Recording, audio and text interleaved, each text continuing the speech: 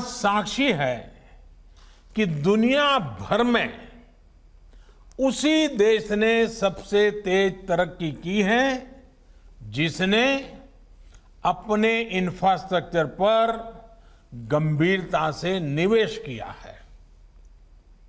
लेकिन भारत में दशकों तक ऐसा रहा कि इंफ्रास्ट्रक्चर के बड़े और व्यापक बदलाव लाने वाले प्रोजेक्ट पर उतना ध्यान नहीं दिया गया।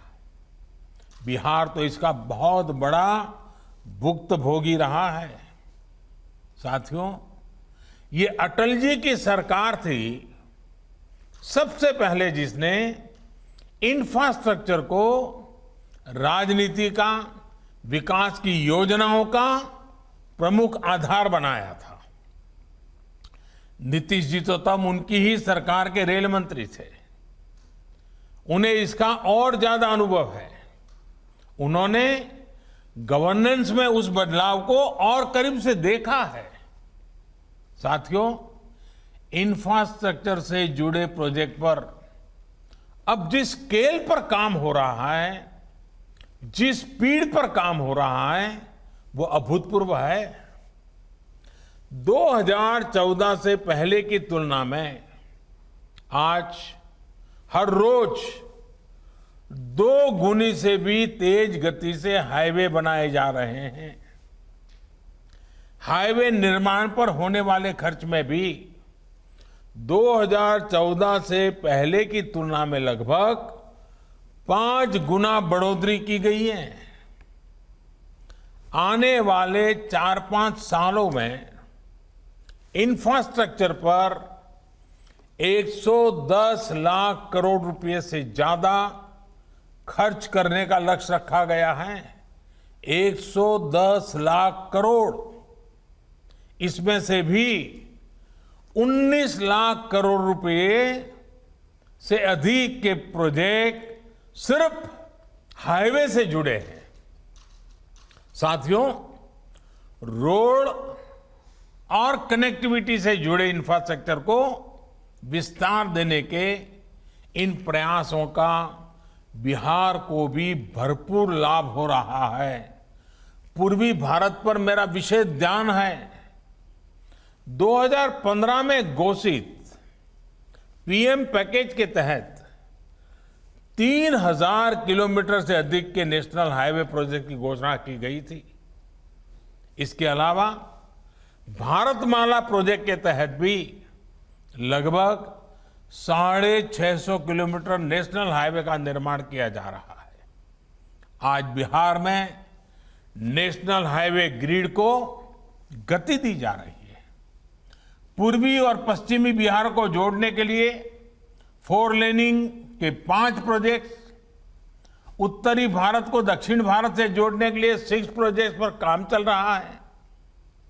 आज भी जिन हाईवे चौड़ीकरण के प्रोजेक्ट्स का शिलान्यास किया गया है, उनसे बिहार के तमाम बड़े शहरों का सड़क संपर्क और मजबूत होने वाला है। साथियों, बिहार की कनेक्टिविटी में सबसे बड़ी बाधा बड़ी नदियों के चलते रही है। यही कारण है कि जब पीएम पैकेज की घोषणा हो रही थी तो पुलों के निर्माण पर विशेष ध्यान दिया गया था। पीएम पैकेज के तहत गंगा जी के ऊपर कुल 17 पुल बनाए जा रहे हैं और अभी सुशील जी ने बड़े विस्तार से उसका बड़ा खाका आपके सामने रखा और जिसमें से अधिकतर पूरे हो चुके हैं। इसी तरह गंडक और कोसी नदियों पर भी पुलों के निर्माण किया जा रहा है। इसी कड़ी में आज 4 लेन के 3 नए पुलों का शिलान्यास हुआ है। इसमें से 2 पुल गंगा जी पर और 1 पुल कोसी नदी पर बनने वाला है।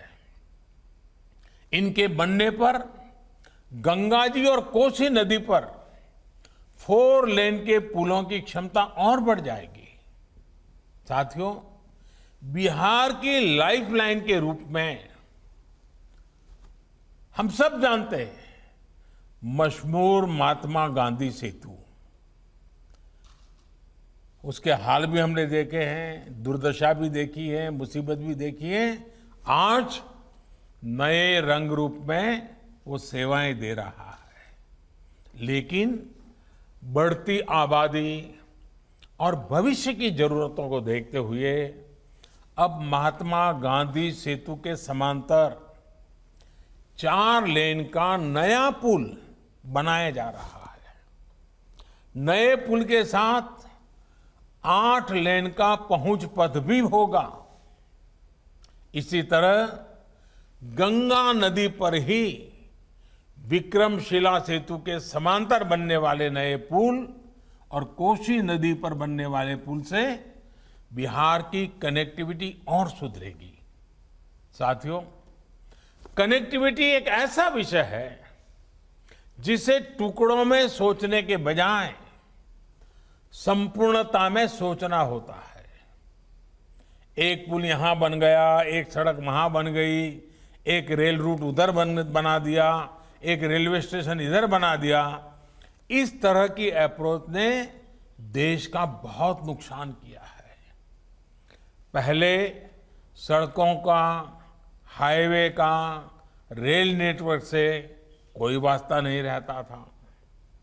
रेल का पोर्ट से और पोर्ट का एयरपोर्ट से कभी नाता नहीं रहता था। 21वीं सदी का भारत, 21वीं सदी का बिहार अब इन सारी पुरानी कमियों को पीछे छोड़कर आगे बढ़ रहा है। आज देश में मल्टी मॉडल कनेक्टिविटी पर बल दिया जा रहा है। अब हाईवे इस तरह बन रहे हैं कि वो रेल रूट को, एयर रूट को सपोर्ट करें। रेल रूट इस तरह बन रहे हैं कि वो पोर्ट से इंटरकनेक्टेड हो। यानी सोच यही है कि यातायात का एक साधन दूसरे साधन को सपोर्ट करे। इससे लॉजिस्टिक को लेकर भारत में जो समस्याएं रही है वो भी बहुत हद तक दूर हो जाएगी। साथियों, इंफ्रास्ट्रक्चर के विकास के सबसे ज्यादा लाभ समाज के सबसे कमजोर वर्ग को होता है, गरीब को होता है। इससे हमारे किसानों को भी बहुत अधिक लाभ होता है। किसानों को अच्छी सड़कें मिलने से, नदियों पर पुल बनने से खेत और शहरों के मार्केट की दूरी कम हो जाती है। साथियों, कल देश की संसद ने देश के किसानों को नए अधिकार देने वाले बहुत ही ऐतिहासिक कानूनों को पारित किया है। ये देश के लोगों को, देश के किसानों को, मैं आज जब बिहार के लोगों से बात कर रहा हूं उस समय पूरे हिंदुस्तान के किसानों को भी और भारत के उज्जवल भविष्य के लिए जो आशावान लोग हैं उन सब के लिए भी बहुत बहुत बधाई देता हूं। ये सुधार 21वीं सदी के भारत की जरूरत है। साथियों, हमारे देश में अब तक उपज और बिक्री की जो व्यवस्था चली आ रही थी, जो कानून थे, उसने किसानों के हाथ पांव बांधे हुए थे। इन कानूनों की आड़ में देश में ऐसे ताकतवर गिरोह पैदा हो गए थे जो किसानों की मजबूरी का फायदा उठा रहे थे। आखिर ये कब तक चलता रहता? और इसलिए इस व्यवस्था में बदलाव करना आवश्यक था और ये बदलाव हमारी सरकार ने करके दिखाया है। नए कृषि सुधारों ने देश के हर किसान को ये आजादी दी है कि वो किसी को भी कहीं पर भी अपनी फसल, अपने फल सब्जियां अपनी शर्तों पर बेच सकता है। अब उसे अपने क्षेत्र की मंडी के अलावा भी कई और विकल्प मिल गए हैं। अब उसे अगर मंडी में ज्यादा लाभ मिलेगा तो वहां मंडी में जाकर अपनी फसल बेचेगा। मंडी के अलावा कहीं और से ज्यादा पैसा मिलता है, ज्यादा लाभ मिलता है तो वहां जाकर के बेचेगा। उसकी सारे बंधनों से मुक्ति दिलाने के कारण ये संभव होगा। अब सवाल ये कि आखिर इससे फर्क क्या पड़ेगा, आखिर इससे किसान को क्या फायदा होगा, आखिर ये फैसला किस तरह किसानों की आर्थिक स्थिति को बदलने में बहुत मददगार साबित होगा। इन सवालों का जवाब भी अब ग्राउंड रिपोर्ट से ही मिल रहा है। किसानों को मिली इस आजादी के कई लाभ दिखाई देने शुरू भी हो गए हैं, क्योंकि इसका अध्यादेश कुछ महीने पहले निकाला गया था। ऐसे प्रदेश जहां पर आलू बहुत होता है, वहां से रिपोर्ट्स है कि जून जुलाई के दौरान थोक खरीदारों ने किसानों को अधिक भाव देकर सीधे कोल्ड स्टोरेज से ही आलू खरीद लिया है।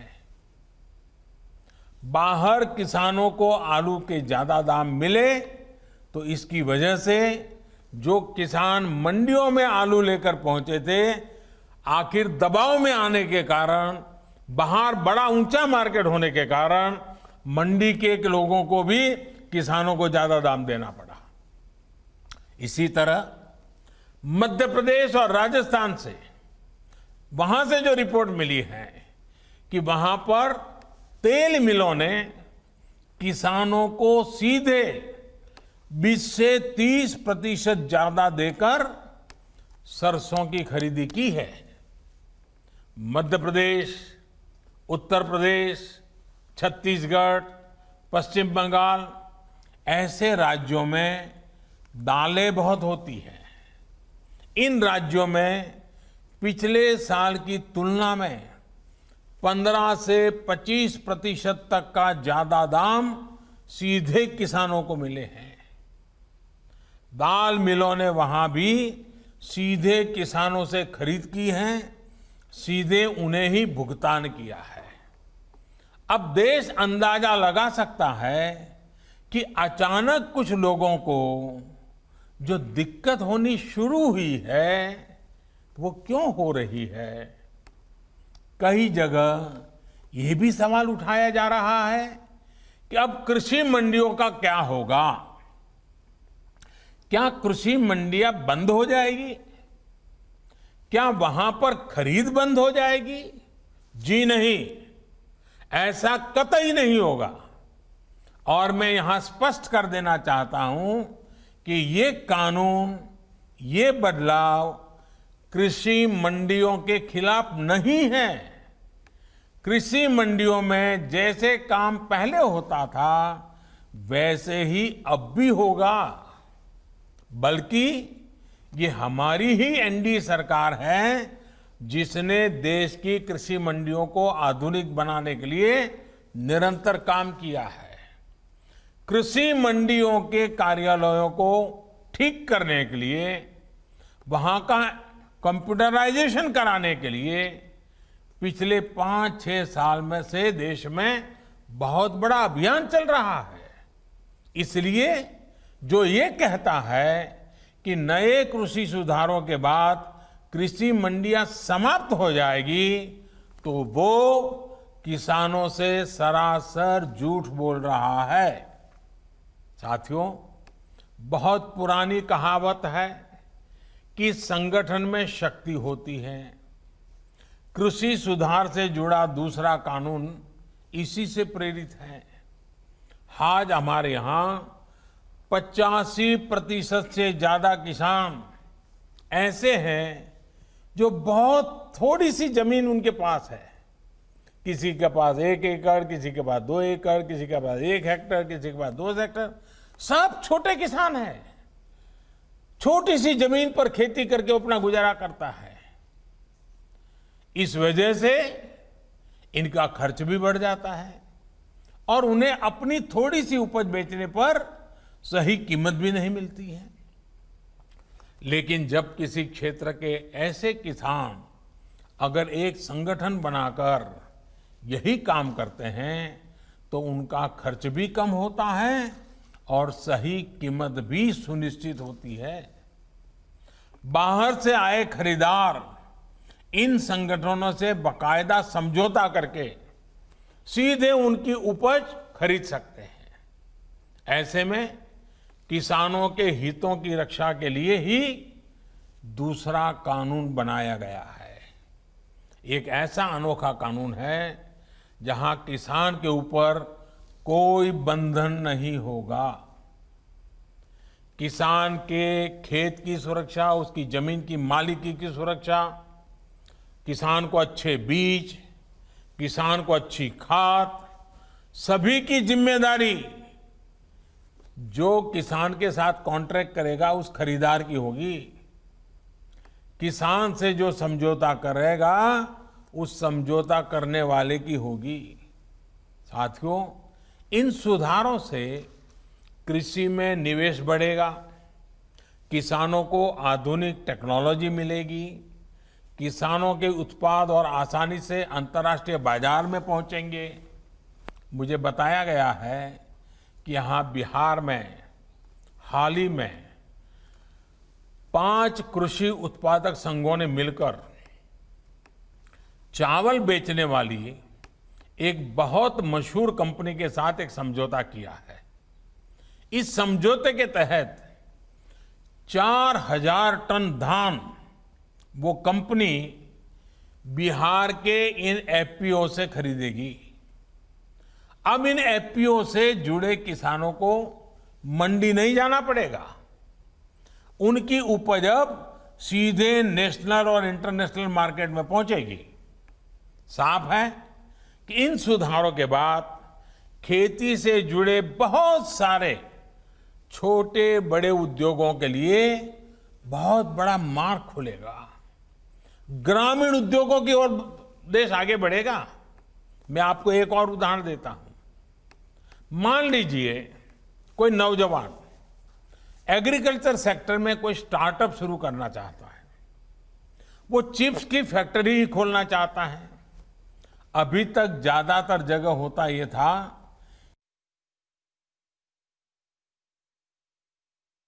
थे, फिर वो अपना काम शुरू कर पाता था। लेकिन अब वो नौजवान जो नए नए सपने लेकर के आया है, वो सीधे गांव के किसान के पास जाकर उससे आलू के लिए समझौता कर सकेगा। वो किसान को बताएगा कि मुझे इस क्वालिटी का आलू चाहिए, इतना आलू चाहिए। वो किसान को अच्छी क्वालिटी के आलू पैदा करने में हर तरह की तकनीकी सहायता भी करेगा। साथियों, इस तरह के समझौतों का एक और पहलू है। आपने ये देखा होगा कि जहां डेयरी होती है वहां आसपास के पशुपालकों को दूध बेचने में आसानी तो होती है। डेयरियां भी पशुपालकों का, उनके पशुओं का ध्यान रखती है। पशुओं का सही समय पर टीकाकरण हो, उनके लिए सही तरह के शेड बने, पशुओं को अच्छा आहार मिले, पशु बीमार हो जाए तो उनका डॉक्टर पहुंच जाए। और मैं तो गुजरात में रहा हूं, मैंने देखा है डेयरी कैसे पशुओं को संभालती है।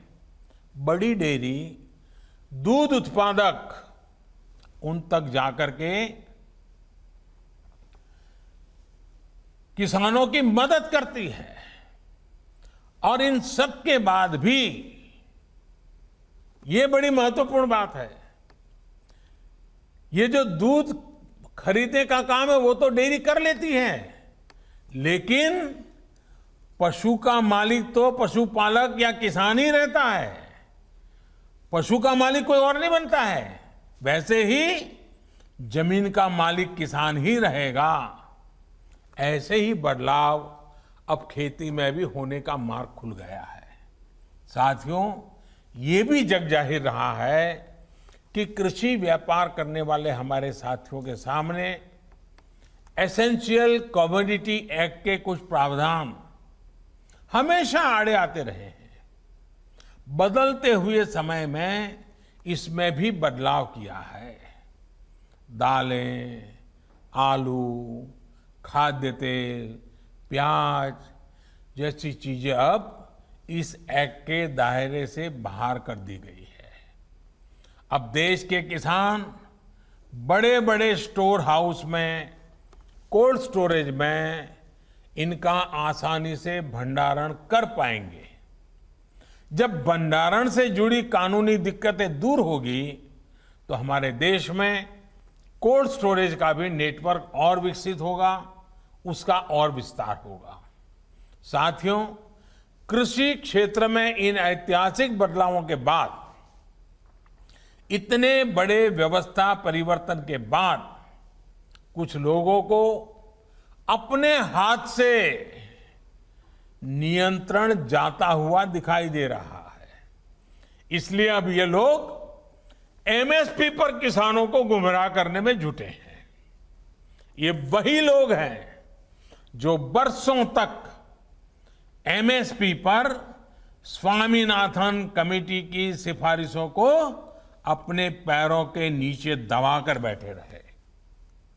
मैं देश के प्रत्येक किसान को इस बात का भरोसा देता हूं कि एमएसपी की व्यवस्था जैसे पहले चलती आ रही थी वैसे ही चलती रहने वाली है। इसी तरह हर सीजन में सरकारी खरीद के लिए जिस तरह अभियान चलाया जाता है वो भी पहले की तरह चलते रहेंगे। साथियों, किसानों को एमएसपी देने और सरकारी खरीद के लिए जितना काम हमारी सरकार ने किया है वो पहले कभी नहीं किया गया। बीते 5 साल में जितनी सरकारी खरीद हुई है और 2014 से पहले के 5 साल में जितनी सरकारी खरीदी हुई है उसके आंकड़े देखोगे तो कौन सच बोल रहा है, कौन किसानों के लिए काम कर रहा है, कौन किसानों के भलाई के लिए काम कर रहा है, इसकी गवाही वहीं से मिल जाएगी। मैं अगर दलहन और तिलहन की ही बात करूं तो पहले की तुलना में दलहन और तिलहन की सरकारी खरीद करीब करीब 24 गुना अधिक हो की गई है। 24 गुना अधिक। इस साल कोरोना संक्रमण के दौरान भी रबी सीजन में किसानों से गेहूं की रिकॉर्ड खरीदी की गई है। इस साल रबी में गेहूं, धान, दलहन और तिलहन को मिलाकर किसानों को 1,13,000 करोड़ रुपए एमएसपी पर दिया गया है।